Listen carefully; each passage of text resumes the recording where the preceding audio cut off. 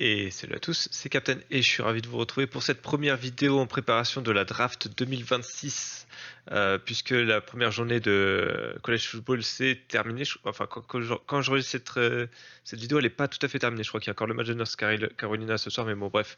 Euh, on a eu les matchs, en tout cas, je pense, les plus importants qui se sont déroulés, et notamment en termes de préparation de draft par rapport au quarterback, puisqu'on a eu un affrontement entre LSU et Clemson, où deux des quarterbacks les plus hauts, les plus hauts gradés, c'est pas la tournure de phrase est pas belle, mais voilà, les plus intéressants, en tout cas les prospects les plus intéressants, deux des prospects les plus intéressants se sont affrontés en face à face. Donc c'était Garrett Nussmeier d'un côté et Kled Klubnik de l'autre. Deux quarterbacks, donc j'ai étudié la saison 2024 et donc j'avais détecté des défauts et des qualités chez chacun. Et en fait, je voulais profiter de cette vidéo pour en parler un peu plus et voir surtout s'ils avaient progressé sur ces défauts ou pas. On va commencer par Kled Klubnik. Alors, je vais faire un petit résumé des deux protagonistes, si vous me le permettez. Donc, Kled Klubnik, pardon, donc il porte le numéro 2 à Clemson. Je crois que c'est sa troisième année en tant que starter. Il me semble que c'est un junior. Du coup, alors c'est un des plus beaux athlètes en termes de style de jeu, tout simplement. C'est-à-dire qu'il est mobile, sa puissance de bras, elle est exceptionnelle. Je veux dire, il y a quasiment aucun défaut dessus. Vous pouvez pas. Il est capable de faire absolument toutes les passes, que ce soit des passes courtes ou des passes longues. Les passes longues, elles sont dans le bon timing, elles ont la parfaite longueur. Les passes courtes, elles sont ultra rapides, elles sont ultra véloces et du coup elles permettent d'accélérer le jeu, etc. Et il est surtout extrêmement mobile. C'est un quarterback qui est clairement dual threat. C'est-à-dire qu'il peut à la fois vous battre à la passe comme à la course. Le seul problème que j'ai pour moi avec ce quarterback, c'est vraiment son aspect cérébral et ses techniques de quarterback. C'est-à-dire que vraiment son footwork est à revoir. Et on va le voir notamment dans quelques. J'ai pris quelques exemples. Il est vraiment à revoir et il lui pose vraiment problème, surtout quand il est en danger. Alors souvent il va compenser cette faiblesse de footwork avec la puissance de son bras. Mais ça peut arriver plus tard dans sa carrière, s'il a une blessure, ce que je lui souhaite pas, mais s'il a une blessure au bras ou quelque chose comme ça, et il peut plus compter sur la puissance du haut de son corps, il va falloir qu'il fasse des efforts avec son footwork. Et pour l'instant, il n'y est pas, donc il pourrait se retrouver vraiment en difficulté au plus haut niveau, surtout qu'au plus haut niveau, encore une fois, si vous faites des erreurs comme ne pas sceller vos pieds au moment de faire des passes, vous allez avoir des gros, gros problèmes avec les défenses qui vont abuser de vous. Donc c'est son premier aspect. Le deuxième aspect, c'est que c'est pas du tout un quarterback, comme j'ai dit, cérébral.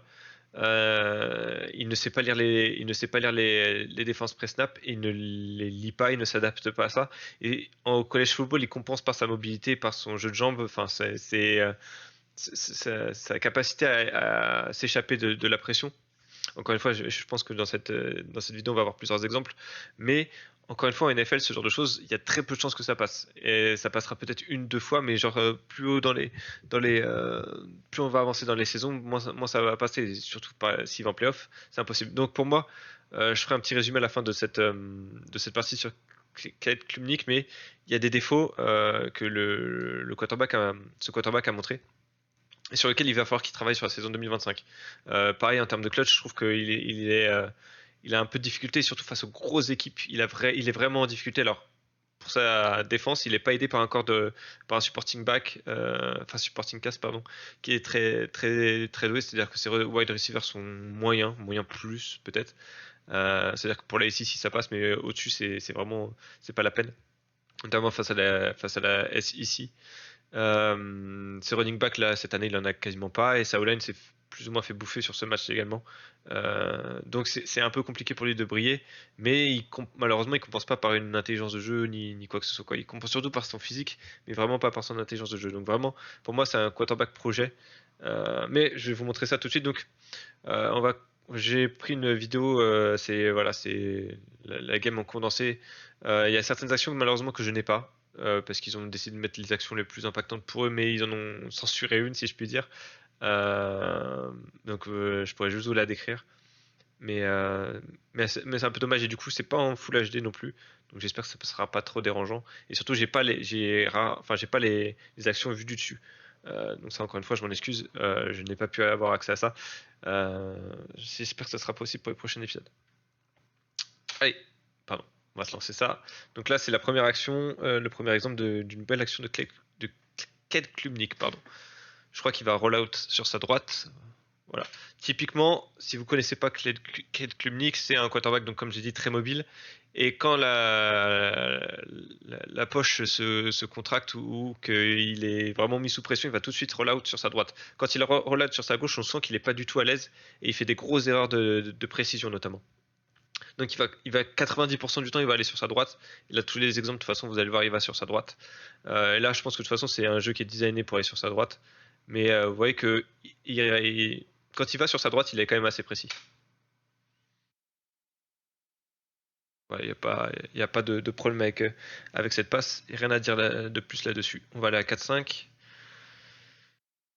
Pareil, rollout sur sa droite. Je pense que c'était un plan J'ai l'impression que c'était un plan de Clemson parce que j'ai l'impression qu'ils ont senti que la design de LSU allait les bouffer. Ce qui est bizarre parce qu'en fait, plus le match avançait, moins ils l'ont fait, je crois, ça. Donc, en fait, je suis même pas sûr de ce que j'avance. Pareil, un rollout sur sa droite. On utilise les options. Pour le coup, c'est assez bien joué. Rien de plus à dire là-dessus. Je crois que de toute façon, ça va suivre avec un play qui est pour le coup un peu moins positif parce que vous allez voir que là, on va avoir les problèmes de Kate Klumnik qui vont se montrer. C'est que regardez son footwork, qu'il est pas bon du tout, j'ai trouvé, sur cette passe. Et hop, c'est pas settle. Et tout de suite, regardez là, il est sur un back foot, il danse un peu. On sent que dès qu'il y a la pression qui arrive surtout devant lui et qu'il peut pas aller sur sa droite parce qu'il sait que là sur sa droite c'est pas bon et surtout le jeu est plus sur sa gauche, donc il faudrait qu'il aille sur sa gauche, mais comme il n'est pas à l'aise pour aller sur sa gauche, il le fera pas. Donc vous voyez que là tout de suite c'est fancy feet, voilà, on danse, mais comme il est mobile et qu'il a de très bonnes jambes, il s'en sort, mais encore une fois, je pense qu'à un plus haut niveau, s'il a un gros c'est un gros defensive back pardon, qui pousse là, il va être dans la merde. Typiquement, s'il tombe contre des équipes qui ont un gros rush intérieur euh, et des N qui contain, il est dans la merde, vraiment.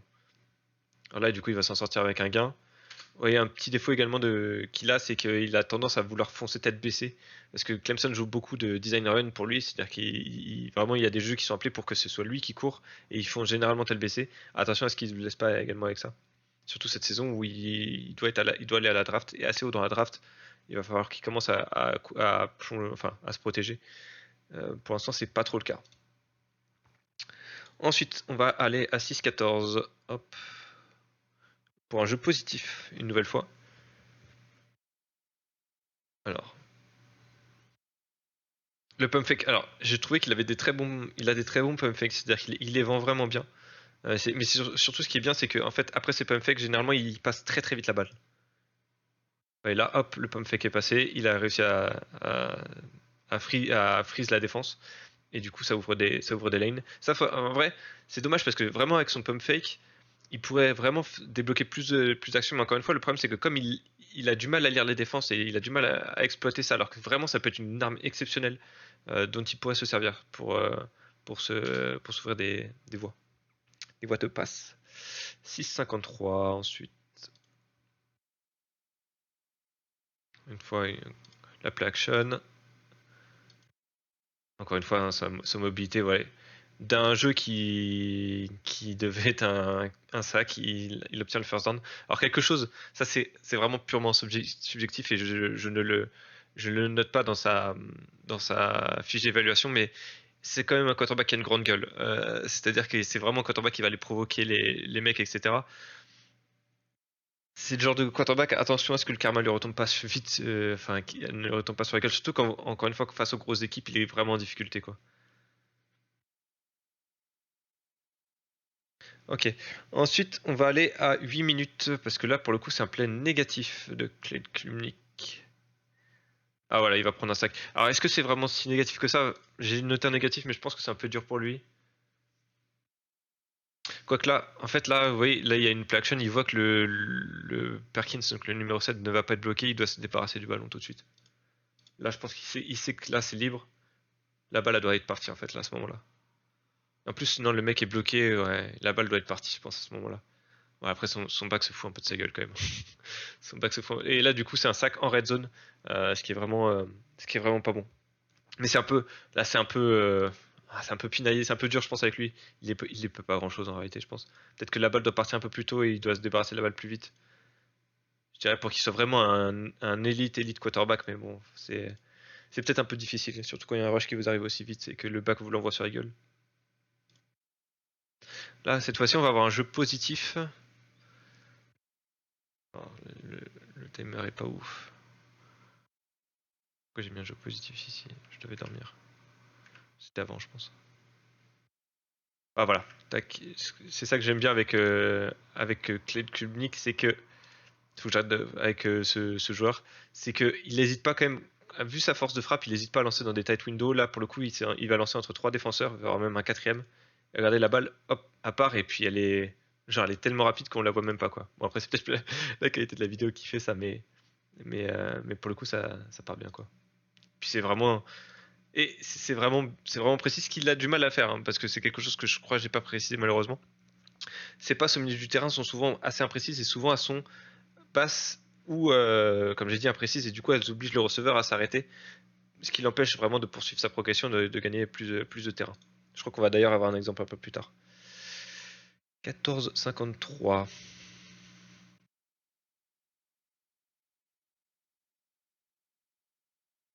C'est avant. C'est 14,43. Je me suis trompé.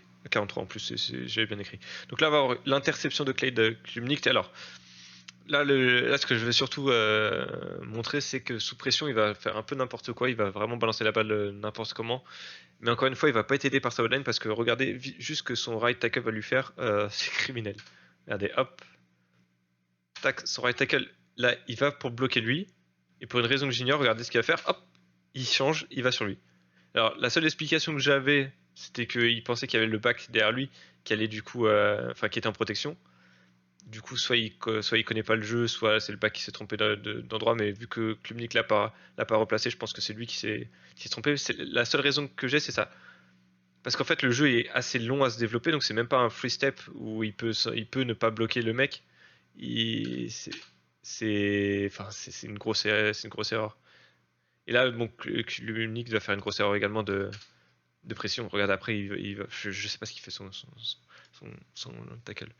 Donc là, la balle, elle est vraiment overflow. C'est une petite catastrophe cette passe. Mais encore une fois, il est vraiment mis sous pression. Après, ça fait deux fois où on voit que quand il est sous pression, il prend les mauvaises décisions. Donc c'est quelque chose qui doit être également retravaillé. C'est pas quelque chose que j'avais noté sur la saison précédente, qui était un si gros problème. Donc à voir si le devient cette année ou pas. Parce que peut-être que sa O-line va être moins forte, je sais pas. Là, c'est quelque chose de négatif. J'avoue, je sais plus trop ce que c'est. Ouais. Là, en fait, ce que je voulais vous montrer, c'est typiquement ce que je disais au niveau de son footwork. Regardez, vu qu'il lance en étant en arrière, quasiment en sautant en arrière, sa passe n'est pas précise, mais surtout n'est pas forte, et ce qui empêche le receveur d'avancer. Regardez. Là, il va quasiment le lancer. Alors que il a la place, hein.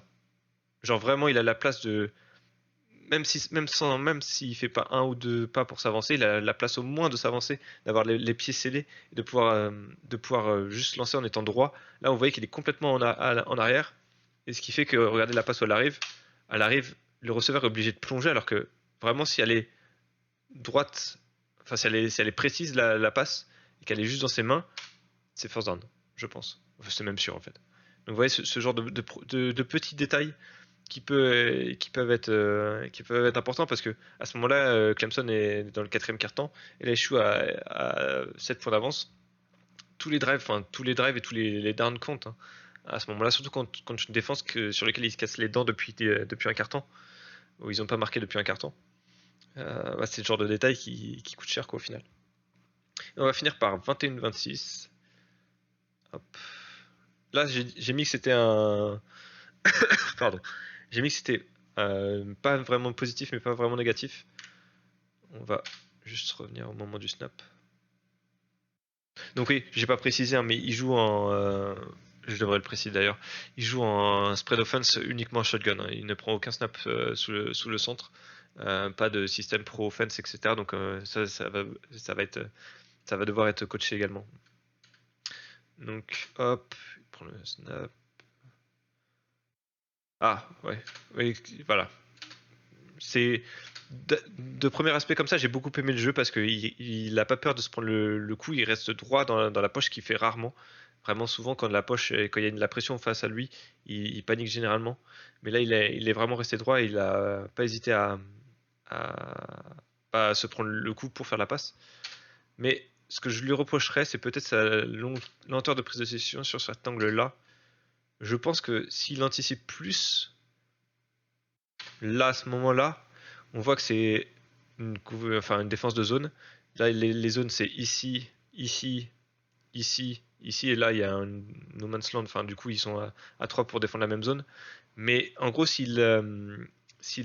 pardon, si, si il anticipe sa passe un peu plus, je pense il peut tenter le corner ici ou ici.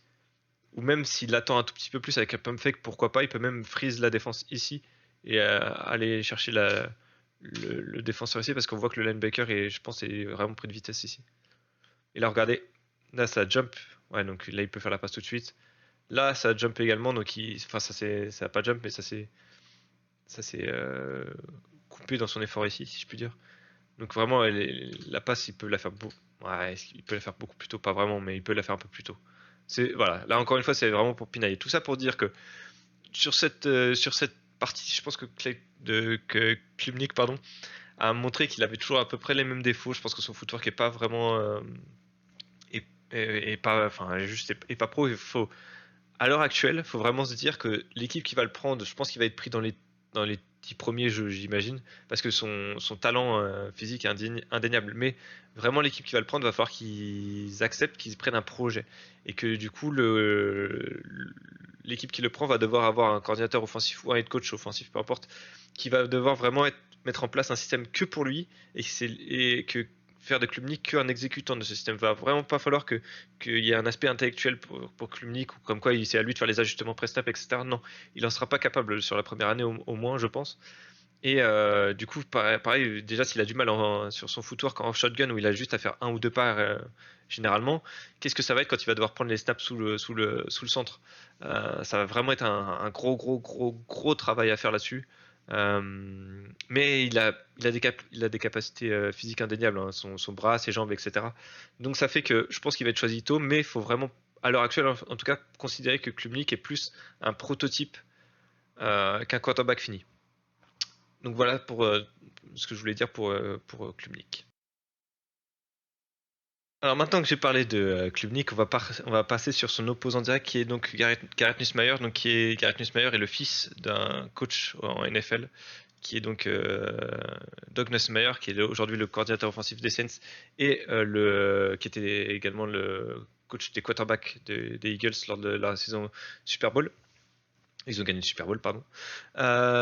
Donc, c'est quasiment l'exact opposé de Nussmeier en réalité. C'est-à-dire que c'est vraiment un quarterback qui maîtrise tout l'aspect cérébral de la partie, qui est également très au point techniquement, c'est-à-dire que son footwork est quasi impeccable. En tout cas, il est très en avance par rapport à tous les autres quarterbacks du college football. Alors après, il joue dans une spread offense, donc encore une fois, le footwork c'est pas le footwork d'une équipe pro, mais je pense qu'il pourrait le maîtriser assez facilement. C'est également un quarterback qui est très intelligent. Je vais avoir un exemple un peu plus tôt.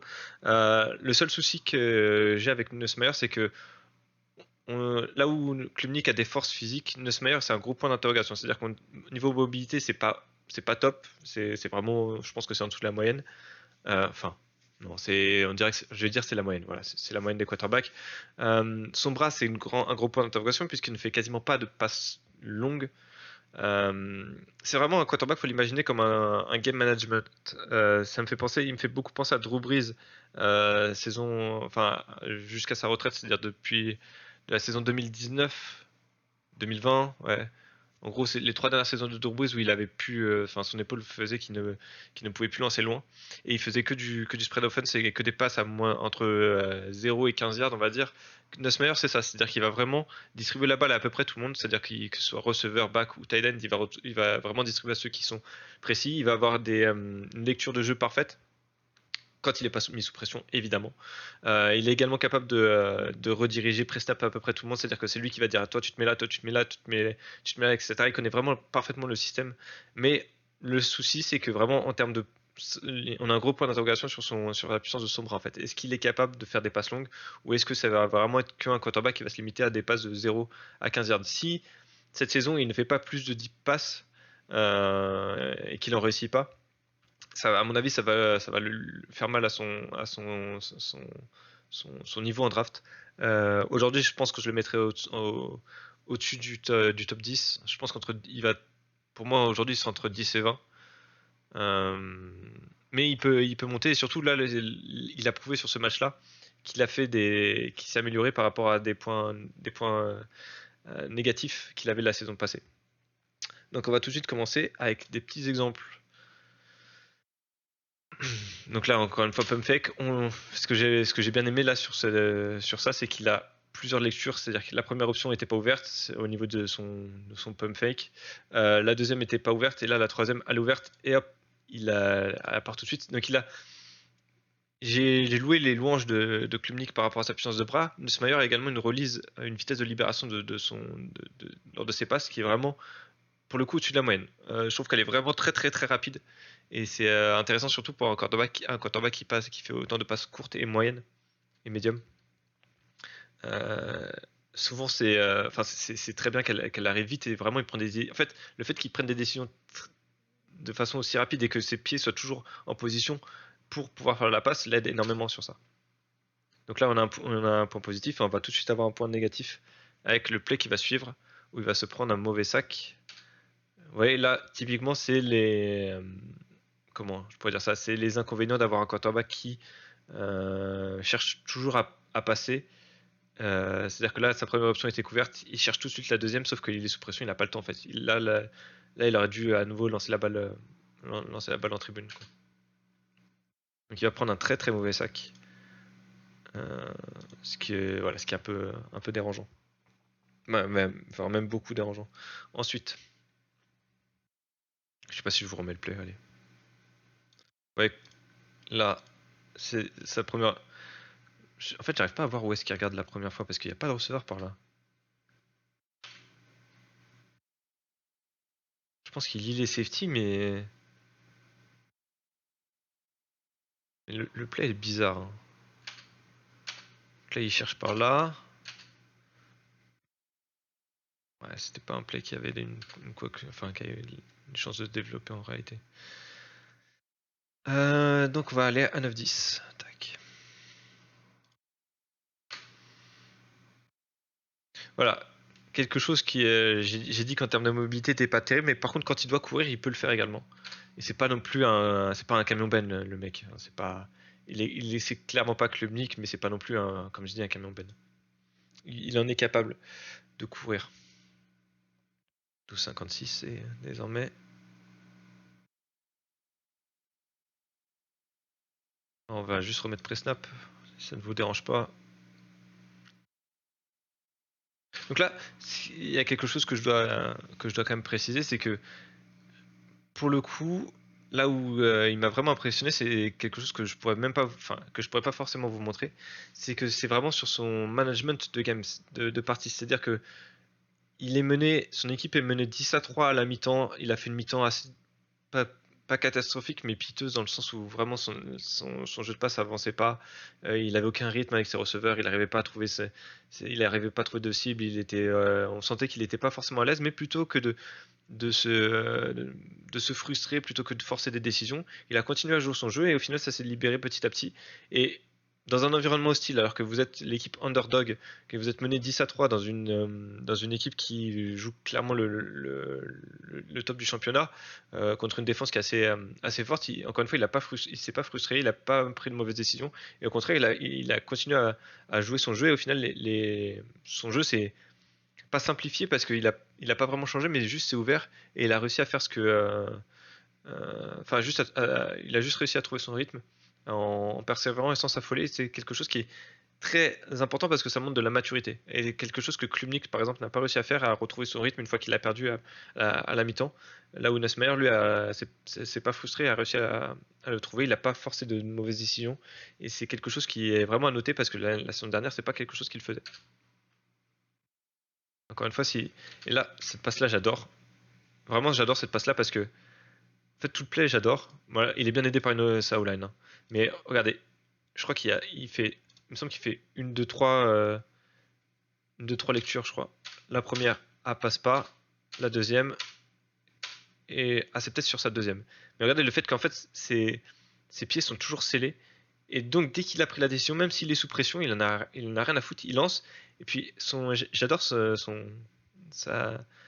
comment je pourrais dire ça, sa throwing motion, c'est-à-dire son mouvement de passe est vraiment parfait parce qu'en fait, j'ai l'impression il le raccourcit un peu. En tout cas, il le met plus à l'horizontale pour que la passe arrive typiquement dans la bonne zone pour pas qu'elle puisse être interceptée par ce mec-là et elle donne, enfin pour que juste son receveur puisse la récupérer vraiment dans une window où il y a trois mecs qui peuvent la prendre.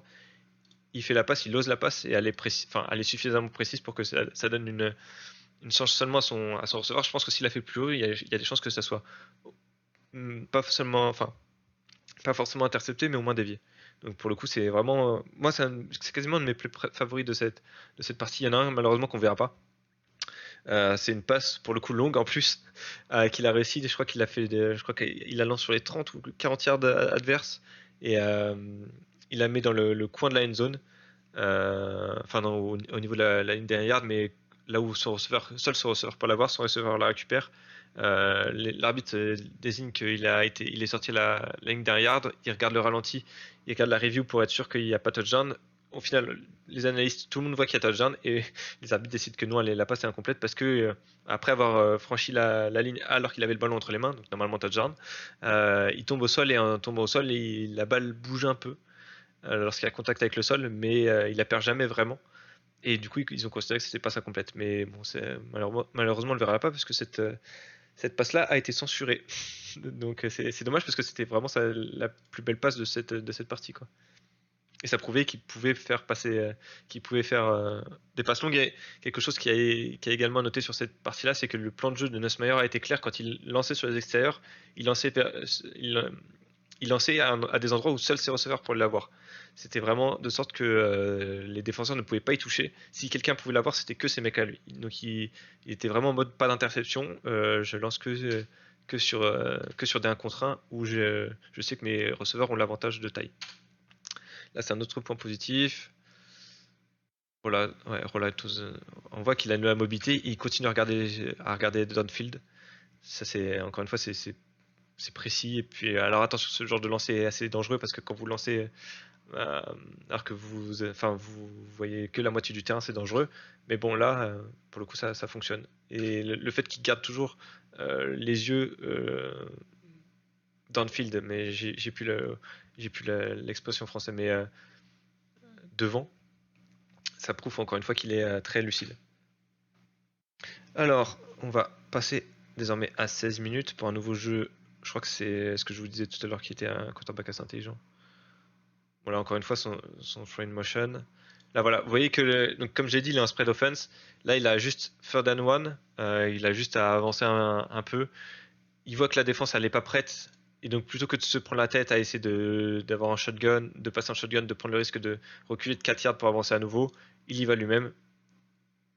Et il prend le first down. C'est des petits détails comme ça, mais qui prouvent que c'est un quarterback assez intelligent et assez lucide sur ce que son équipe a besoin. Donc là, on va avoir à nouveau un aspect positif. Voilà, juste un lancer au milieu. Encore une fois, ce que j'ai bien aimé, c'est que la pocket se. Ouais, non, il y a quand même assez de place. Mais bon, il est à nouveau bien sûr sur ses jambes. Donc c'est un point positif. Alors. Autre aspect que Nussmeier va devoir améliorer cette saison pour être considéré comme un top quarterback à la draft, c'est en red zone. L'année dernière, en red zone, il a eu beaucoup de difficultés. Enfin, beaucoup de difficultés. Il a eu des difficultés. Et là, certes, il va avoir touchdown sur cette action. Désolé du spoil. Mais je pense que la balle n'est pas bien placée. Et c'est le genre de petits détails qui montrent que c'est pas tout à fait ça encore en red zone. Donc, on est en red zone. Spoiler alert encore une fois. Donc, il va lancer la balle ici en 1 contre 1. Comme je vous ai dit tout à l'heure, durant toute la partie. Quand il était en situation de 1 contre 1 et il savait qu'il avait l'avantage de taille, il l'exploitait au maximum. Le problème, c'est que ça n'a pas souvent fonctionné. Là, ça va fonctionner, mais je pense que la balle peut être mieux placée. Ouais, typiquement, la balle, là, elle est là. Je pense que si elle est là, il y a encore moins de risques que le défenseur puisse faire quelque chose. Parce que l'avantage de taille est tel que si la balle, elle est juste là, le tight end, donc Trades Green, là, a juste à lever les bras. Je pense que le receveur, il peut même pas l'atteindre, en fait, la balle. Vu qu'il doit passer par-dessus, enfin enrouler son corps autour de l'autre, donc pour moi c'est impossible. Donc je pense que la balle elle est un peu underthrow, là, elle est pas bien placée. Et ça rend la réception plus compliquée qu'elle ne devrait l'être, je pense. Euh, Ce qui est, encore une fois, des petits détails, mais c'est des petits détails qui font que, à l'heure actuelle, il n'est pas un quarterback élite, je pense. Parce que, regardez, la balle, là, si elle est, on le voit sur cet angle-là, pour moi, certes, c'est dans la, je pense que c'est dans les règles, enfin, l'académie des quarterbacks, on vous dit de lancer entre le numéro et le casque.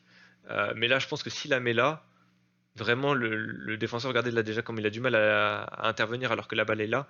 S'il la met un peu plus là, il a aucune chance d'intervenir. Et même s'il la met là, alors là, le placement est juste parfait. Mais...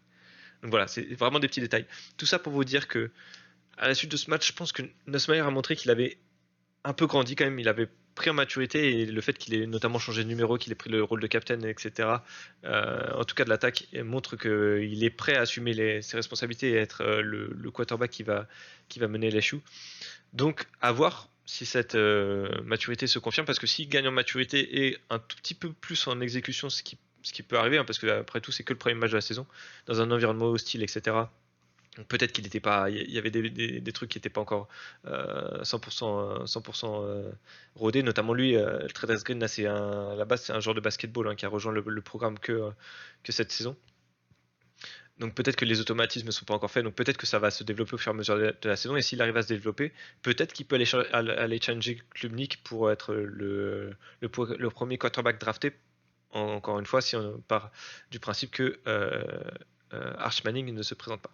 Mais voilà, il y a toujours des choses à améliorer dans le jeu de Nussmeier, je pense. C'est également le cas pour cette vidéo, donc merci de l'avoir regardé. N'hésitez pas à me dire ce que vous en avez pensé, n'hésitez pas à me dire ce que je peux améliorer, ce que vous voudriez voir d'améliorer pour les prochains épisodes. Vu que je suis fan de LSU, je pense que je ferai des résumés enfin dès que je peux de Nussmeier. Mais également, comme j'ai dit, j'ai suivi Klubnik toute la saison dernière, donc il y a des chances que je fasse également un résumé peut-être tous les mois, genre tous les 4 games, toutes les 4 matchs de Klubnik pour voir comment il progresse et ce genre de choses. Je sais pas, j'ai pas encore décidé. Je pense que ça va être mieux comme ça. Un résumé de LSU chaque semaine et un résumé de Klubnik tous les mois. Il y a également un autre quarterback que je suis qui est Lanoris Seller. Et après, il y en aura d'autres également hein, que je vais suivre au fur et à mesure. Mais pour l'instant, c'est vraiment les 3 quarterbacks que j'ai suivis le plus la saison dernière. Donc c'est pour ça que je voulais un peu en parler. Et l'occasion était rêvée vu que les deux s'affrontaient dès la première semaine. Deux d'entre eux s'affrontaient dès la première semaine. Donc voilà, merci d'avoir regardé cette vidéo. Portez-vous bien et je vous retrouve quand vous le souhaitez pour de nouveaux épisodes. À bientôt.